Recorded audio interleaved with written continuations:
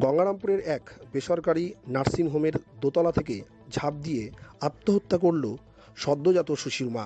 শুক্রবার দুপুর 12টা নাগাদ দেহ উদ্ধার করে বালুরঘাট জেলা হাসপাতালে ময়নাতদন্তের জন্য পাঠালো গঙ্গারামপুর থানার পুলিশ। পুলিশ সূত্র জানা গেছে, মৃত ওই সদ্যজাত শিশুর মায়ের নাম মামুনি দে, বাড়ি গঙ্গারামপুর পৌরসভার 17 নম্বর ওয়ার্ডের রামকৃষ্ণপল্লী এলাকায়। পরিবার সূত্রে জানা গেছে, গত রবিবার প্রসব যন্ত্রণার কারণে মামুনি দেবীকে গঙ্গারামপুর হাসপাতাল সংলগ্ন জীবনজ্যোতি নার্সিংহোমে ভর্তি করে এবং এরপরেই সোমবার এক পুত্র সন্তানের জন্ম দেন। সন্তান জন্ম হবার পর থেকেই শারীরিক অসুস্থ বোধ করে ওই গৃহবধূ। পরিবারের অভিযোগ, বারবার নার্সিংহোম কর্তৃপক্ষকে জানালেও তারা কোনো চিকিৎসক দেখাননি, নিজেরাই মাঝে মধ্যে ওষুধ দিচ্ছিলেন।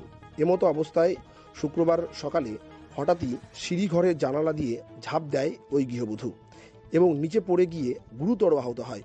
ঘটনার পর গঙ্গারামপুর হাসপাতালে নিয়ে গেলে চিকিৎসকেরা মৃত বলে ঘোষণা করে। ঘটনার পরেই চাঞ্চল্য ছড়ায় গোটা এলাকায়। এ বিষয়ে মৃত গৃহবধূর স্বামী কি জানিয়েছেন শুনুন। কালকে রাতে তো আমরা ভর্তি হয়েছে রবিবার। কালকে রাত্রে পাগলের মতো বলতেছিল যে মরবো ছিল, তো মাও মাও ছিল না। এবার সকালবেলা বাথরুম